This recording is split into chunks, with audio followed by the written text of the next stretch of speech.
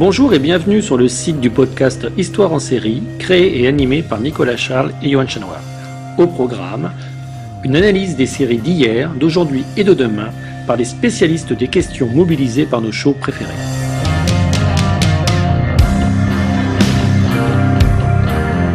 Histoire en série, c'est le podcast qui met en relation histoire, sciences humaines et séries.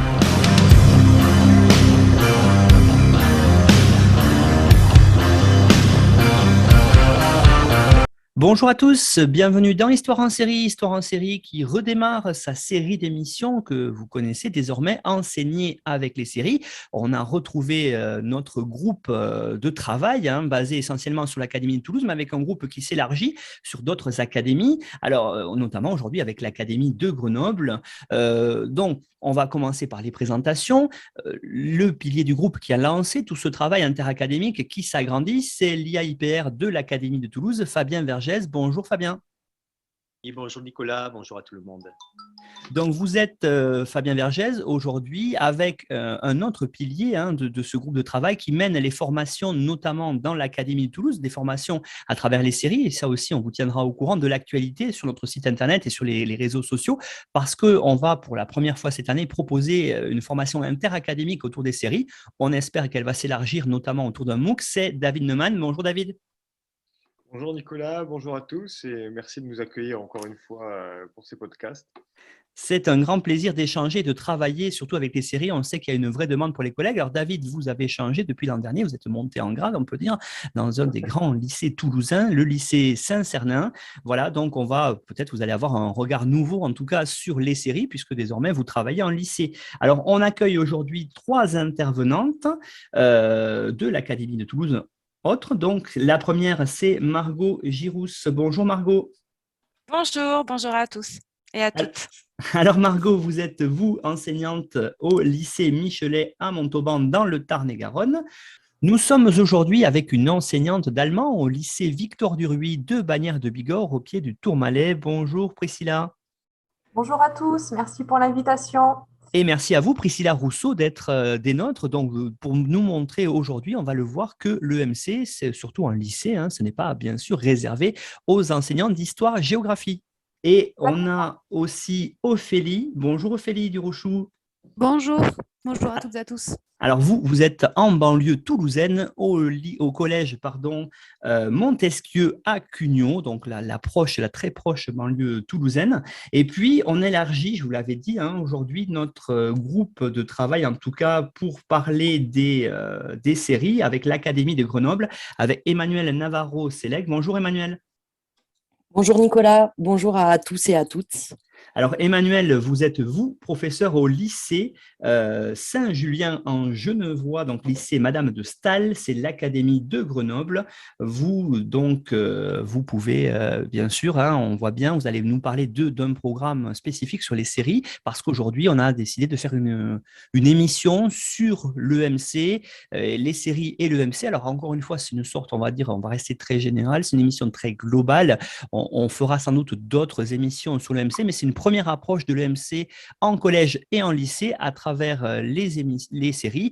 Donc, on va aujourd'hui évoquer tout cela. Alors, peut-être comme c'est de tradition aussi, je vais donner la parole à Fabien Vergès. Fabien qui va nous présenter un petit peu. Alors, aujourd'hui, c'est peut-être spécifique, Fabien, ce n'est pas totalement la place dans les programmes, en tout cas, mais peut-être quelques pistes pour en collège et en lycée, dans les programmes, quand introduire des séries à travers l'EMC. Oui, tout à fait Nicolas. C'est effectivement une bonne idée des collègues du groupe d'aborder la place des séries en relation avec l'enseignement moral et civique, puisque c'est un enseignement qui est très spécifique. Je vais le représenter très rapidement pour nos auditeurs, et qui s'articule de manière assez différente entre le collège et le lycée. C'est un enseignement par cycle au collège qui est organisé autour de trois grandes parties, donc, qui sont respecter autrui, acquérir et partager les valeurs de la République et construire une culture civique, notamment à travers une culture de la sensibilité. Et là, on voit qu'on s'inscrit pleinement dans la réflexion et sur les séries, le travail qui peut être fait avec les élèves, puisque par les formes de narration, on va le voir, par la proximité avec des personnages, on se situe dans le sensible en relation effectivement avec des interrogations sociales. Donc l'EMC, c'est vraiment un terreau particulièrement fertile pour aborder l'objet sériel en relation avec des grandes interrogations sociales, voilà, qui sont le cœur de cet enseignement, voilà, puisque là, avec l'EMC, nous sommes dans un enseignement qui est fait par les professeurs d'histoire-géographie, mais pas uniquement. D'ailleurs, en lycée, puisqu'on a le plaisir d'accueillir une collègue d'allemand aujourd'hui, ça peut être partagé, et ça c'est un des grands intérêts, on peut avoir un regard de la philosophie, des sciences économiques et sociales, des langues sur cet enseignement. Également, on a des objets qui s'inscrivent pleinement, on va le voir avec les différentes interventions de ce jour, qui s'inscrivent pleinement dans les interrogations des séries. Alors plutôt effectivement, souvent on s'en rend compte avec ce qui va être présenté, souvent avec des séries françaises, effectivement, qui sont pleinement en prise avec une réalité sociale, mais pas uniquement, puisqu'il y a sur des grandes tendances, on va en parler, sur la question, voilà, la question des libertés ou les questions de genre ne connaissent évidemment pas de frontières dans leur interrogation. On a des objets qui sont très intéressants à aborder. Je pense par exemple en classe de terminale, la démocratie, les fondements, les expériences de la démocratie, faire vivre la démocratie, où là on a des exemples de séries sur ce fonctionnement, ou la question qui est abordée en classe de première autour de la fragilité du lien social, la défiance au lien social, les recompositions du lien social. Donc nous sommes dans des grandes interrogations contemporaine. Et avec cet enseignement moral et civique, l'idée, c'est pas effectivement de les déverser de manière très, très verticale, mais c'est d'en parler avec les élèves.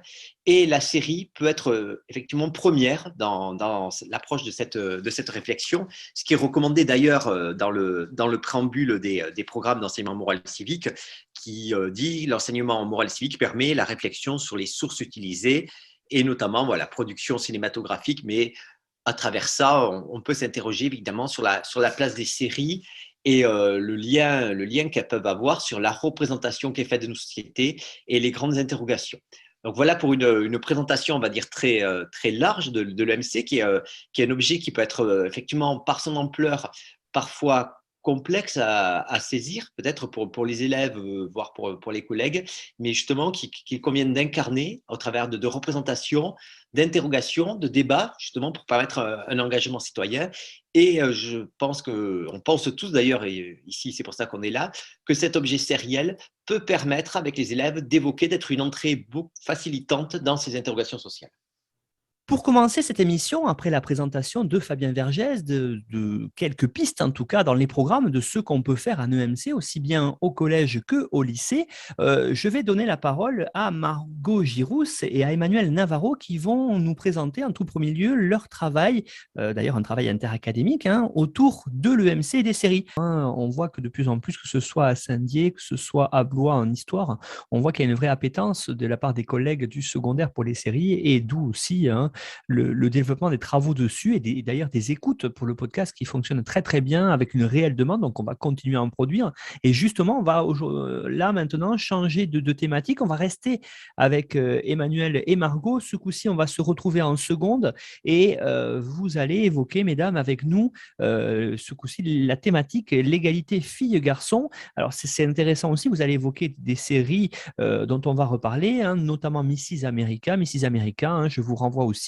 à chaque fois, regardez sur le site internet histoireensérie.com la liste des séries traitées, et souvent un universitaire est venu peut-être apporter, on va dire, le fond, des explications qui peuvent être nécessaires pour vos cours, et puis ce que proposent les collègues en termes de pédagogie. Voilà, donc avec les deux, l'objectif du podcast, quand on y a pensé avec Fabien Vergès et David Neumann notamment, c'était de partager ces expériences-là pour faire travailler avec les séries. Alors Emmanuel, Margot, l'égalité filles-garçons en seconde, vous l'abordez comment à travers les séries?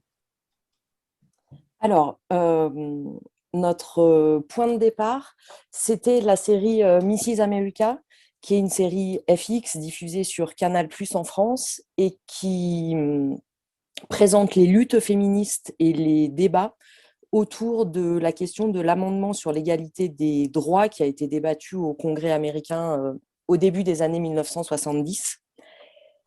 Cette série sert de point de départ pour travailler avec les élèves d'abord sur les grandes personnalités féministes que l'on aperçoit dans la bande-annonce de la série et leur faire établir une chronologie donc des grandes lois qui visent l'égalité politique dans un premier temps. Donc ça constitue un premier temps du travail. Et l'idée, c'est ensuite de montrer aux élèves que cette égalité politique obtenue ne doit pas masquer ou faire disparaître d'autres inégalités et d'autres formes de combat qui existent toujours aujourd'hui. D'abord, aux États-Unis, on voit que les thématiques que l'on aperçoit à travers Mrs. America sont de nouveau débattues aujourd'hui, notamment la place des femmes noires dans la société, la question du droit à l'IVG qui est abordée aussi dans Mrs. America. Donc, ça traduit aussi des choses de la société contemporaine américaine. Et on a fait le choix ensuite d'expliquer à partir d'extraits de plusieurs séries différentes les combats actuels. Donc, on fait travailler les élèves à partir de la bande-annonce de Made, qui est une série Netflix américaine inspirée d'une autobiographie qui montre, donc qui raconte l'histoire d'une jeune femme obligée de quitter le domicile conjugal et qui montre à quel point cette jeune femme a du mal à s'assumer comme une victime de violence puisqu'elle n'a été victime que de violences psychologiques de son point de vue et qu'elle n'a pas été frappée. Elle a des difficultés à se faire reconnaître comme une victime par d'autres.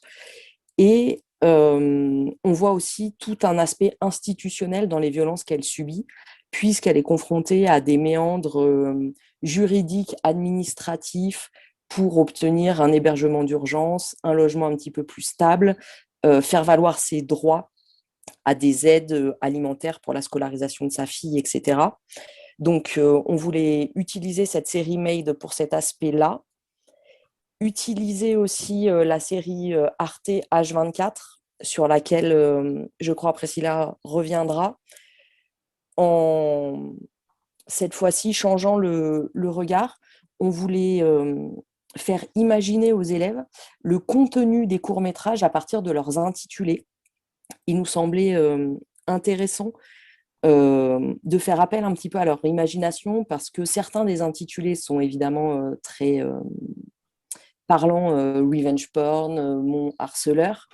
Mais ce qu'on voulait voir, c'est si les élèves sont capables d'imaginer aussi que certains de ces courts-métrages traitent de violences sexistes extrêmement banalisées, des violences, on pourrait dire, ordinaires, comme pour certains courts-métrages comme 10 cm au-dessus du sol, le fait que certaines femmes se voient imposer le port de talons dans certaines entreprises, ou la façon dont un compliment peut être en fait une violence dans certaines circonstances.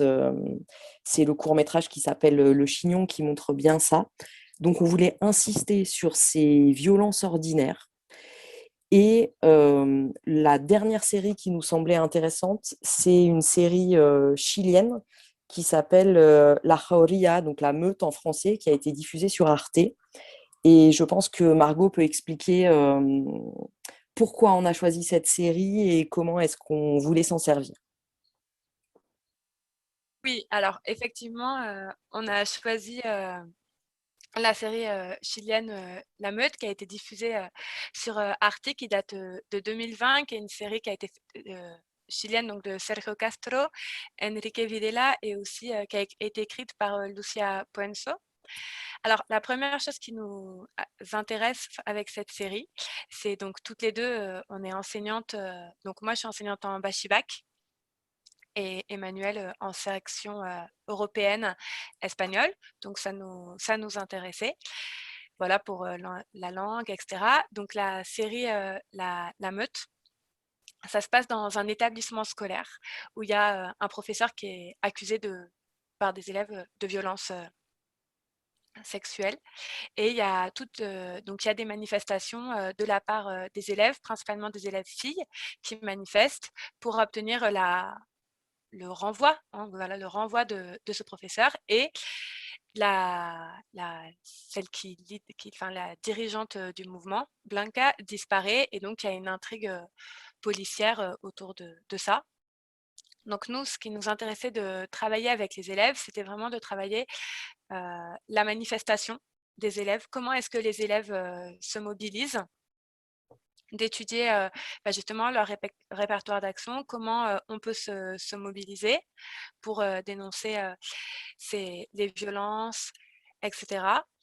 Et ce qui nous a aussi beaucoup intéressé, c'est qu'il y a cette série, il y a beaucoup de références au mouvement féministe en Amérique latine, notamment avec le mouvement Ni Una Menos contre les féminicides.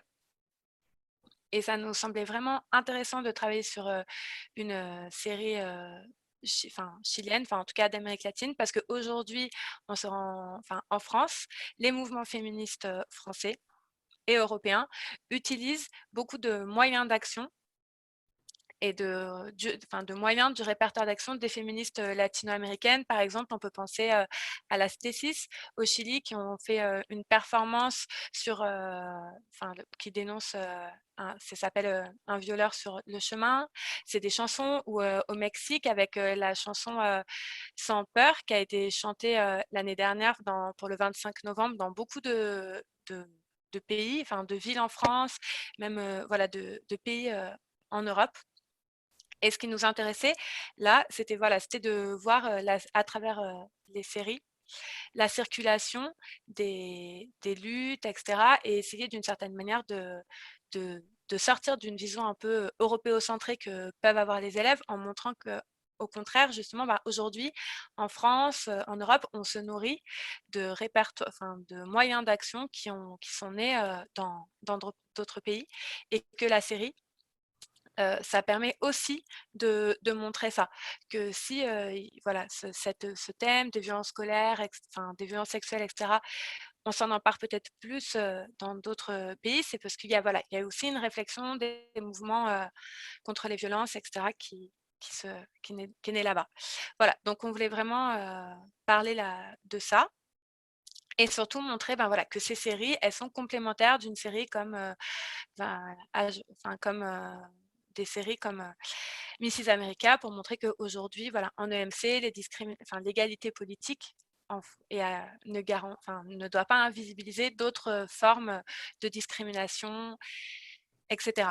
Et le projet, c'était à partir de ces séries, de travailler pour réaliser une exposition sur l'égalité homme-femme pour le 8 mars, d'autant qu'il me semble qu'à partir de 2022, il y a une semaine de l'égalité homme-femme qui va être instaurée dans les établissements.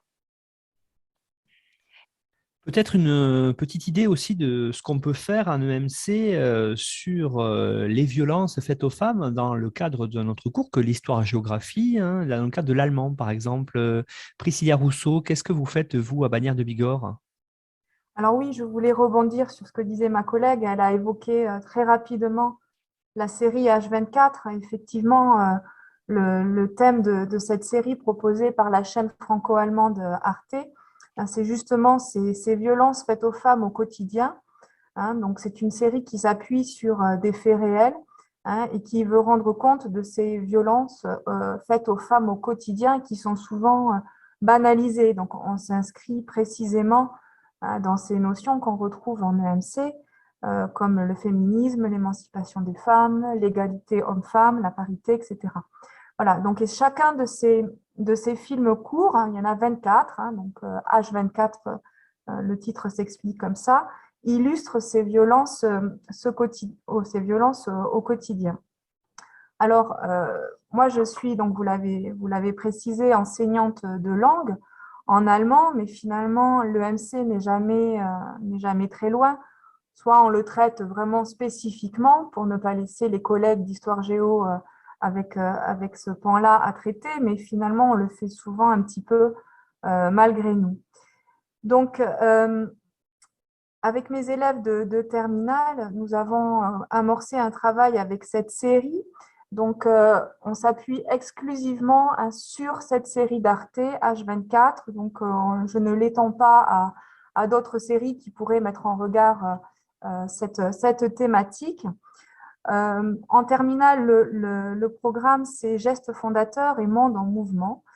Et l'axe 2, justement, s'intitule « Espace privé, espace public ». Donc, on rejoint cette idée de frontières et de liberté au singulier et au pluriel. Et on se pose justement la question des frontières entre cet espace public et privé, son évolution dans le temps et les aires géographiques aussi, puisque la série H24 est proposée donc, en diverses langues, donc dans des lieux géographiques tout aussi variés. Donc, ce travail, on l'a instauré, si je puis dire, avec les collègues de langue anglais aussi et espagnol. On essaie d'ouvrir un petit peu l'usage des séries de notre côté, au pied des Pyrénées, avec on va dire, un champ disciplinaire plus large. Donc, on reconnaît tous le dynamisme qu'apportent les séries pour notre enseignement.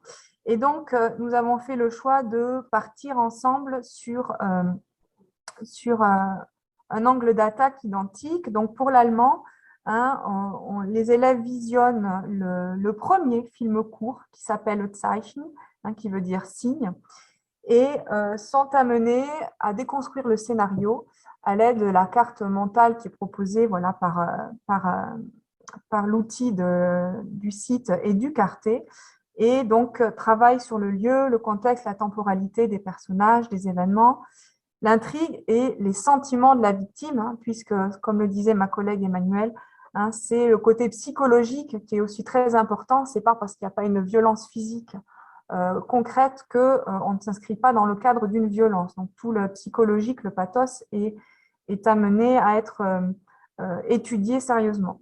Voilà, donc à la suite de cette déconstruction du scénario, les élèves sont amenés à relater, tel un témoin qui aurait assisté à la scène, objectivement les faits. Donc, évidemment, là, on s'inscrit dans la dimension linguistique qui nous intéresse, nous, professeurs de langue. Donc, les élèves, après avoir donc étudié ce scénario, font un compte rendu à la manière d'un témoin sur ce qu'il s'est passé et sont amenés à discuter des divers sentiments, en se mettant un peu à la place de ce que la victime a pu éprouver.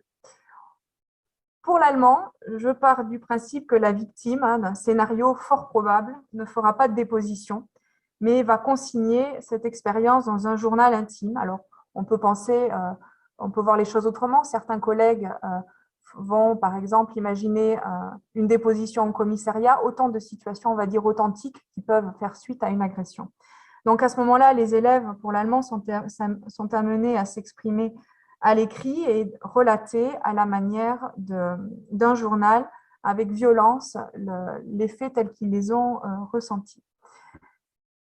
Ensuite, je propose aux élèves d'aller plus loin et d'élargir la thématique en s'interrogeant sur les violences faites aux femmes. Alors c'est une fausse question, est-ce que c'est un mal du 21e siècle? Bien sûr que non. Et je leur demande d'identifier l'œuvre littéraire à laquelle le titre de la série est emprunté, puisque le titre intégral, c'est H24, 24 heures dans la vie d'une femme. Et donc, tout germaniste aura forcément reconnu l'allusion à la nouvelle de Stefan Zweig, donc écrivain autrichien, qui s'intitule donc 24 Stunden aus dem Leben einer Frau. Donc, c'est 24 heures de la vie d'une femme. Donc, j'invite les élèves à rapprocher le livre du contenu de la série, donc à minima à faire une recherche ou lire la nouvelle, qui n'est pas très longue et qui ne demande pas non plus un investissement très conséquent. Et donc de s'exprimer sur les similitudes, c'est quel est le type de violence dans l'un et dans l'autre et en quoi elles peuvent être rapprochées. Et plus spécifiquement, ensuite, je leur demande de se concentrer sur un passage du livre dont je peux faire juste, si vous le permettez, la lecture. Il y a 6 lignes, donc c'est relativement court. Donc c'est un passage qui se situe à la fin de la nouvelle et qui s'inscrit parfaitement dans la thématique espace privé, espace public. Alors, avant peut-être de faire la lecture, je vais juste replacer, pour ceux qui ne connaîtraient pas la thématique de ce livre. Donc, c'est le récit de 24 heures d'une femme, alors qu'on dit d'un certain âge, puisqu'elle a passé la quarantaine, et qui s'éprend euh, qui s'éprend d'un jeune homme addict au jeu d'une vingtaine d'années. Donc, tout ce qu'il y a de plus inconvenant pour l'époque, puisque ça se passe au début 20e. Donc, déjà, on va dire, la notion de discrimination y est, l'inconvenance d'une relation où la femme est plus âgée que l'homme. Et donc, elle s'éprend pour ce jeune homme et à partir de là, naît une brutalité dans cette passion qui va l'amener à tout abandonner pour cet homme qui va finir par la trahir, la blesser moralement, insultes, humiliation publique et même physiquement. Donc, voilà en fait le lien que les élèves vont devoir appréhender. Et justement, le passage que je vais vous lire illustre parfaitement cette violence. Donc, rapidement, je vous le lis.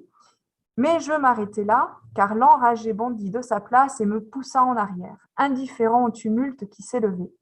Il avait crié cela très fort comme un fou, indifférent à la présence des centaines de gens qui étaient autour de lui. Tout le monde regardait, chuchotait, insinuait des choses, riait, et même de la salle voisine s'approchaient de nombreux curieux. Il me semblait que l'on m'arrachait mes vêtements et que j'étais là toute nue devant ces gens pleins de curiosité. Humiliée, couverte de honte, j'étais là, exposée à cette curiosité murmurante et chuchotante, comme une prostituée à qui l'on vient de donner de l'argent. Voilà, donc ce passage me semble particulièrement intéressant, la dimension espace privé, espace public, et là, la foule qui se mêle de quelque chose de privé, la violence de la relation entre les deux personnages. Et donc, c'est là-dessus que je voudrais voir les élèves replacer le lien entre cette scène avec la série et bien sûr l'ancrage dans la thématique espace privé, espace public. Voilà, je propose ensuite aux élèves d'aller un peu plus loin dans l'élargissement de la séquence, puisque la série sur laquelle je travaille, notamment le premier épisode, est jouée par l'actrice allemande Diane Kruger, je pense connue quand même du grand public. Donc, je leur demande donc de présenter rapidement l'actrice et de consulter un article du Hildesheimer Allgemeine Zeitung, donc un journal allemand, et d'expliquer l'engagement de l'actrice avec cette série, donc de voir en quoi justement cette actrice, qui joue d'ailleurs des rôles de plus en plus engagés récemment au petit et au grand écran, donc d'élargir la perspective en voyant un petit peu plus loin que la scène du premier épisode. Et puis enfin, peut-être pour aller jusqu'au bout et de boucler la boucle, je leur demande de jouer la scène que je viens de lire, donc cette scène extraite du livre de la nouvelle de Stefan Zweig, mais de la jouer à la manière de la série Arte. Donc pour aller encore plus loin et finalement boucler la boucle, je pars du principe que les élèves, en ayant déconstruit le scénario, ils en ont compris les mécanismes.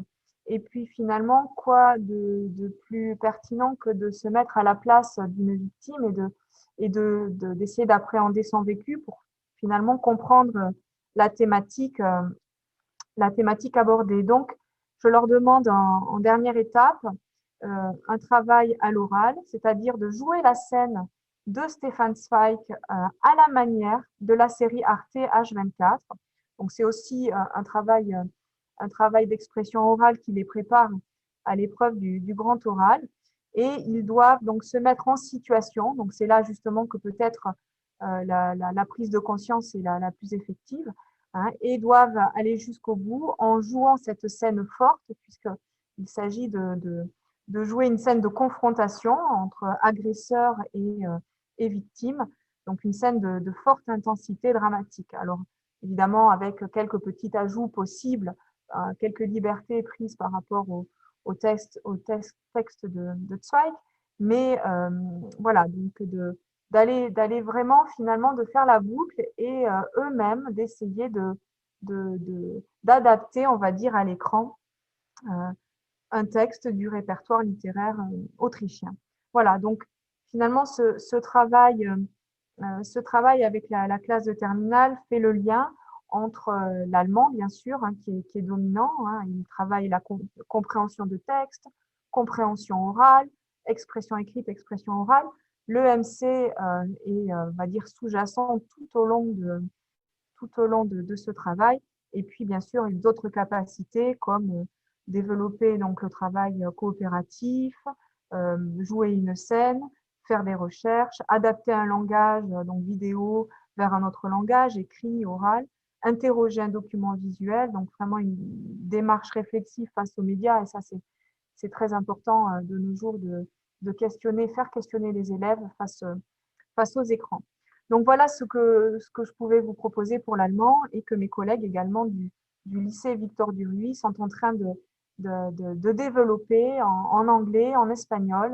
Ils sont en train de commencer justement avec cette série d'Arte, H24, et puis on espère aussi aller plus loin, voilà, et faire un peu comme vous et vous rejoindre sur les séries. Merci Priscilla pour ces précisions. C'est toujours intéressant de voir cette idée-là et puis surtout ce que vous nous dites à l'instant, cette dynamique qu'il y a dans votre lycée à travers au moins au tout départ, les langues et le MC. C'est intéressant, cette interdisciplinarité. Alors justement, pour continuer sur cette discussion, sur cette thématique-là, Ophélie Durochou, qu'est-ce que vous pouvez nous dire sur une autre série qui s'appelle Grand Army?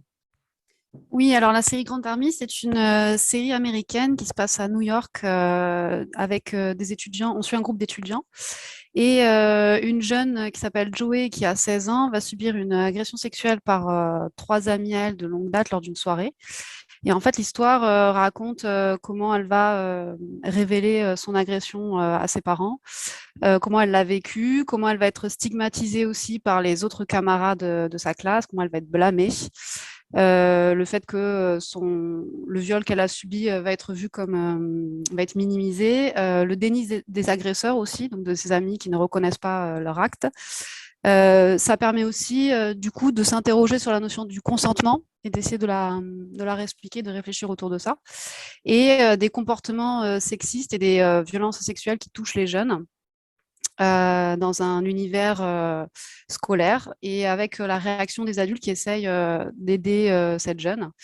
Et on voit aussi comment elle essaye de s'en remettre. Donc, elle a subi un choc post-traumatique et comment elle s'en remet. La série est vraiment intéressante et il y a des scènes qui sont quand même assez choquantes. Donc, c'est vrai que pour utiliser avec des élèves, à faire le tri peut-être de comment on peut utiliser cette série. Et de plus, il faut noter aussi que c'est une série qui a connu des polémiques. Donc, elle a été mise sur Netflix. Et en fait, il y a 3 scénaristes de la série qui accusent des personnes de Netflix d'avoir commis des abus racistes lors du travail avec eux. Donc voilà, ça peut être intéressant aussi de voir comment une série qui est censée dénoncer des discriminations est elle-même au cœur d'une polémique concernant des discriminations. Effectivement, hein, c'est une sorte de malheureuse, mais en tout cas mise en abîme là-dessus aussi, et qui montre d'ailleurs, il y a eu beaucoup d'affaires ces temps-ci dans le domaine des séries, justement, par rapport à de nombreuses problématiques de MC, hein, notamment chez, par exemple, Sarah Michelle Gellar, on a entendu parler, ou ainsi de suite. Alors, David Neumann, vous, de votre côté, sur cette thématique-là, qu'est-ce que vous faites au lycée Saint-Cernin à Toulouse? Alors, justement, j'ai été très inspiré récemment par une série de 2021 qui s'appelle The Chair, qui a été produite par Netflix et réalisée par Amanda Pitt et Annie Wyman. Et cette série, du coup, qui est très contemporaine, aborde des questions contemporaines qui touchent notre société à l'heure actuelle de façon extrêmement visible. Et il m'a semblé que c'était très intéressant de travailler justement avec une série qui fait écho à une actualité tout à fait récente. Alors, pour présenter la série, donc ça s'appelle The Chair. En français, c'est la directrice. Et donc, c'est une série dont le point de départ est la nomination d'une nouvelle directrice à la tête du département de littérature de l'université imaginaire, je précise, de Pembroke. Alors, il faut imaginer un décor très Nouvelle-Angleterre. On est sur la côte est américaine, dans des bâtiments de briques d'un style néo-gothique. Donc voilà, on est un peu dans une ambiance de campus novel. Donc on pense beaucoup à William Boyle et à cette description du milieu universitaire entre profs chenus, un peu conservateurs, et une aristocratie universitaire qui parfois semble un peu satisfaite de son propre mode d'existence. Et donc sur ces entrefaites et dans ce décor, c'est une nouvelle directrice qui arrive à la tête du département de littérature de cette université, et il se trouve qu'elle est à la fois d'origine coréenne. Alors, il s'agit de Sandra Oh, qu'on a déjà vue, notamment pour tous les fans de Grey's Anatomy, donc, qui est une actrice absolument iconique du monde des séries, donc, qui incarne Ji Yoon Kim, qui donc est nommée directrice du département de littérature anglaise. Et elle doit faire face donc à la fois à son appartenance à une minorité et aussi à son genre. Et là, on rejoint les problématiques d'égalité filles-garçons. Moi, je n'y avais pas pensé, mais c'est vrai que d'entendre le travail qui a été fait précédemment, on peut aussi aborder cette série par le prisme de l'égalité filles-garçons ou hommes-femmes. Alors moi, pour ma part, excusez-moi, je l'ai abordé par l'entrée des cancel culture, de la liberté d'expression, de l'importance des réseaux sociaux et plus largement de ce que représentent les conflits générationnels aujourd'hui dans notre environnement politique. Alors, pour l'aborder en EMC, il faut expliquer comment se joue le drame de la série, c'est-à-dire que cette nouvelle directrice du département de littérature a un ami, donc un professeur qui est à la fois écrivain, comme on le voit souvent dans le milieu universitaire. Donc, c'est un écrivain qui participe aux enseignements, tout en gardant une certaine liberté pédagogique liée à justement à son activité principale, qui est celle de romancier. Donc, il s'appelle Bill Dobson, il est un peu excentrique, il vit difficilement un deuil personnel.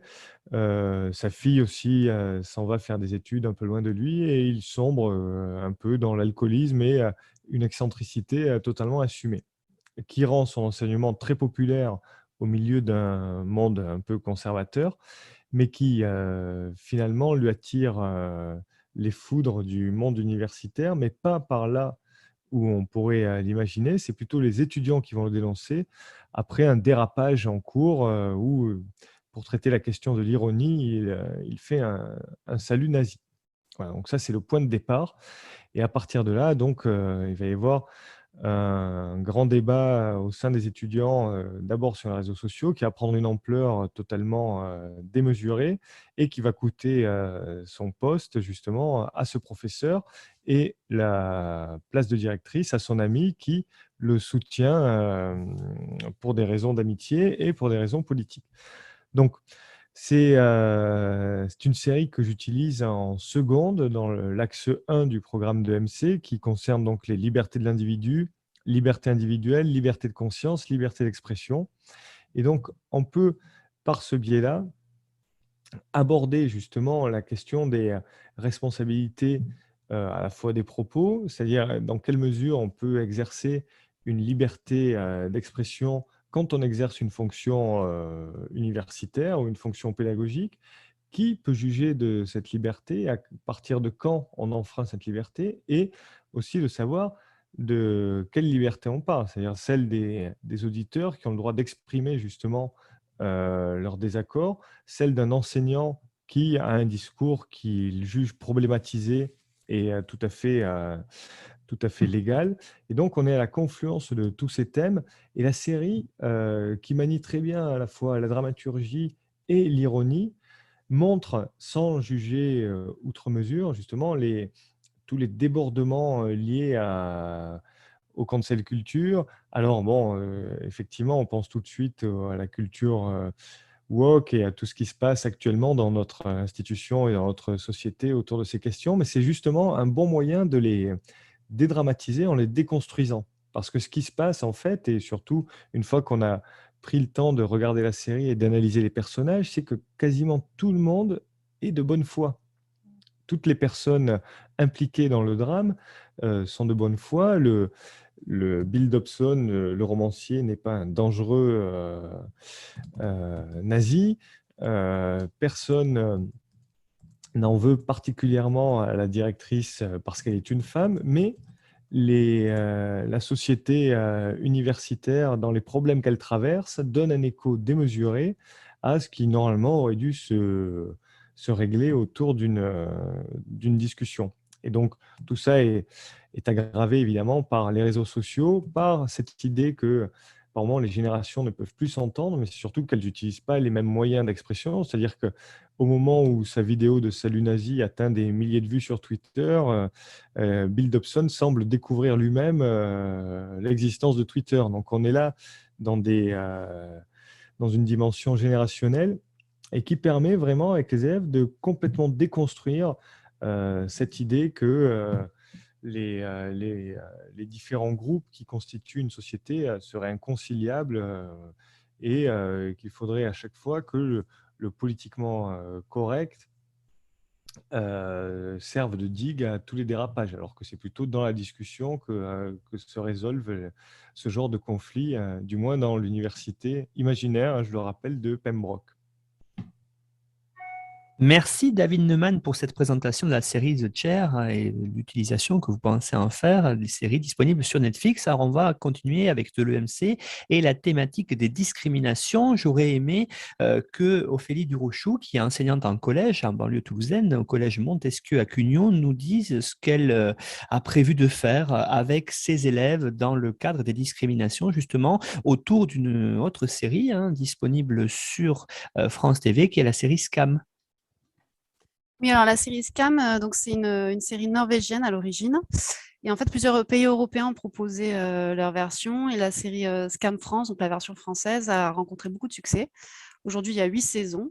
Et en fait, on suit les questionnements d'un groupe d'adolescents, enfin de préadultes plutôt, qui sont des lycéens dans la banlieue parisienne. Et on voit leurs questionnements, leurs interrogations. Et ces questionnements qu'ils traversent vont nous permettre de s'interroger sur les différentes discriminations que peuvent rencontrer les adolescents, les élèves et les personnes dans la société, citoyens et citoyennes. Donc, ça permet de l'aborder en 5e, mais aussi en 4e ou en 3e. Donc, moi, j'avais pensé l'aborder en 4e, notamment dans le cadre d'une séquence sur les libertés et les droits, en revenant donc sur ces différentes discriminations. L'avantage pour nous enseignants, c'est que comme c'est une série qui est disponible sur France TV /, elle est gratuite et les épisodes font une vingtaine de minutes. Donc on peut aller les piocher facilement dedans. Et puis il y a aussi des petits morceaux qui sont découpés et qui sont publiés sur les réseaux sociaux, notamment sur un réseau social bien connu, Instagram. Donc c'est une série qui essaye de capter un public jeune, mais qui peut nous intéresser à nous aussi enseignants par sa facilité de prise en main. Moi, j'ai repéré différents thèmes à aborder donc dans le cadre des cours de MC sur les discriminations. Il y a notamment la saison 4 qui permet d'aborder le racisme et le sexisme à travers le personnage d'Iman, qui se questionne sur son rapport à la foi et qui subit du racisme. Il y a aussi dans la saison 5 la notion de handicap et de validisme avec un personnage qui s'appelle Arthur et qui vit un handicap invisible puisqu'il devient sourd. Ensuite, il y a les inégalités économiques dans la saison 8 avec le personnage de Bilal qui est dans une situation de grande précarité. Il y a aussi dans les saisons 7 et 8 les questionnements autour du droit à disposer de son corps avec notamment la contraception et l'IVG. Il y a un personnage comme Tiffany qui fait un déni de grossesse. Donc, ça peut permettre aussi à l'enseignant ou l'enseignante d'évoquer l'éducation à la vie affective et sexuelle. Et dans la saison 8, il y a aussi un personnage, Joe, qui se découvre séropositive au VIH. Donc là, on a de grandes thématiques que l'on peut utiliser en classe. Et moi, j'ai fait un focus sur la thématique LGBTQIA+, le genre et l'éducation à la vie affective et sexuelle. Et donc, je me suis intéressée un peu plus particulièrement à 2 éléments. D'abord, dans la saison 3, il y a le parcours donc d'un jeune qui s'appelle Lucas dans l'histoire et qui est un jeune lycéen qui se découvre gay et qui va faire son coming out à ses amis. Un peu forcé, c'est-à-dire qu'en fait, dans l'histoire, c'est une ancienne petite amie à lui qui va répandre, qui va le outer, comme on dit. Donc, c'est-à-dire le outing, c'est quand on révèle aux autres l'orientation sexuelle de quelqu'un sans son consentement. Donc, Lucas subit ça. Donc, derrière, on peut aborder la notion aussi de harcèlement, avec la rumeur, etc., dans le cadre du lycée, les réseaux sociaux. Et donc, un peu forcé, il va faire son coming out à ses amis. Et donc, on voit la réaction de ses amis. Il y a différents types de réactions. Des réactions qui sont un peu maladroites, mais qui se veulent aussi solidaires. Parfois, dans les réactions, il y a aussi des choses qui seront peut-être à critiquer avec les élèves ou à prendre du recul. Donc, on voit que finalement, ça finit par se passer bien pour lui, malgré tous ses doutes et tout ce qu'il peut traverser. Donc, on va peut-être pouvoir aussi aborder la notion de ressenti, puisqu'en EMC, on peut aussi aborder les notions de ressenti et pas que tout ce qui concerne le droit, les luttes pour plus d'égalité. Ensuite, il y a aussi un deuxième élément que j'ai repéré, c'est on a un personnage récurrent dans la série qui s'appelle Max, qui est un personnage trans et qui est joué par un acteur trans. Donc là, ça va nous permettre aussi avec les élèves d'aborder les transidentités, de rappeler ce que c'est, de rappeler l'évolution des droits et la lutte contre les discriminations qui concernent les personnes trans, d'expliquer ce que c'est que la transphobie.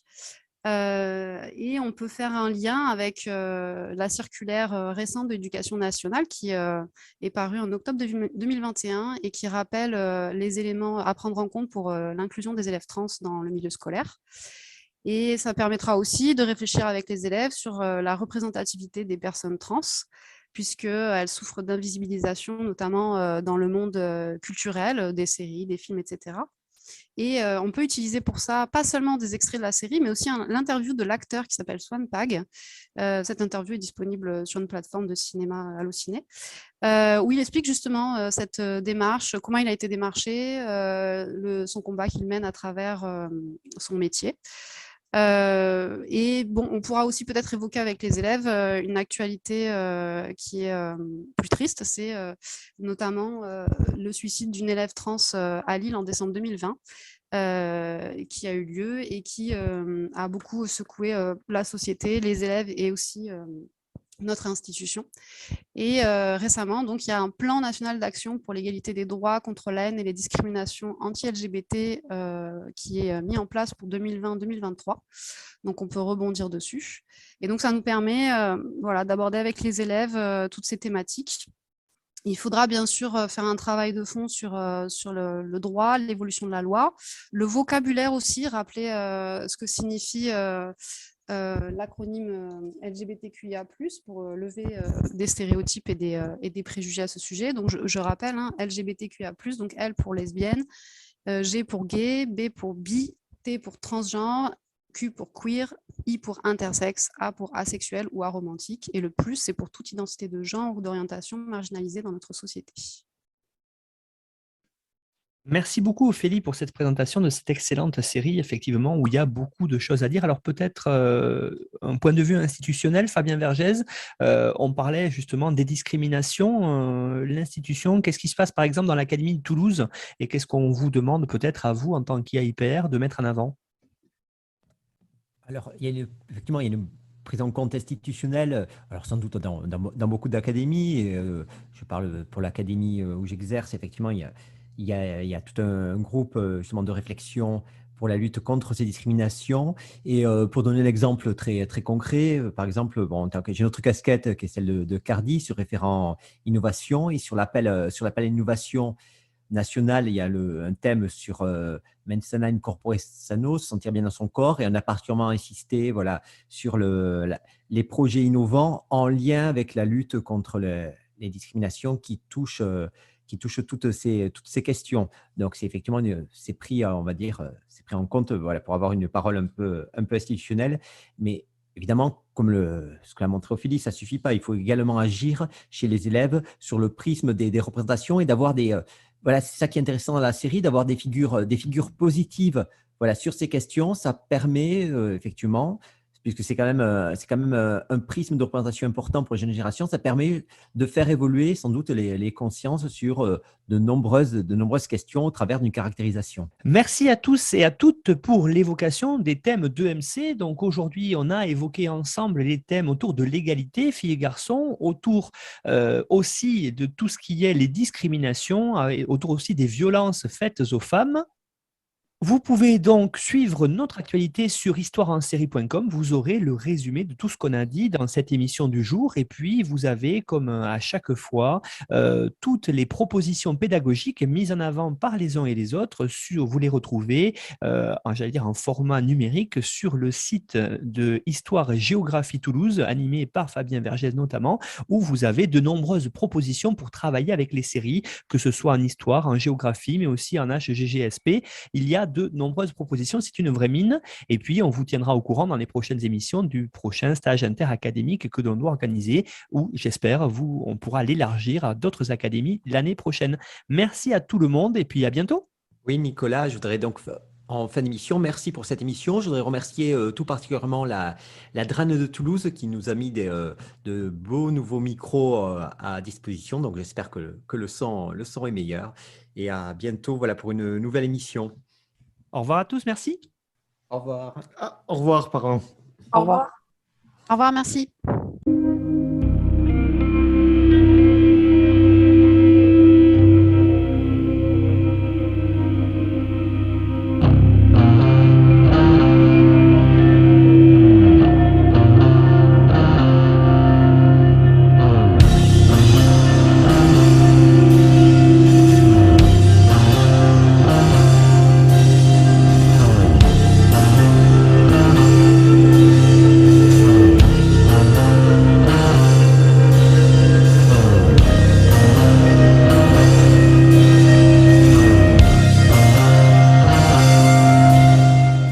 Retrouvez-nous sur Twitter @Histoire en série pour connaître le programme à venir ainsi que des conseils bibliographiques.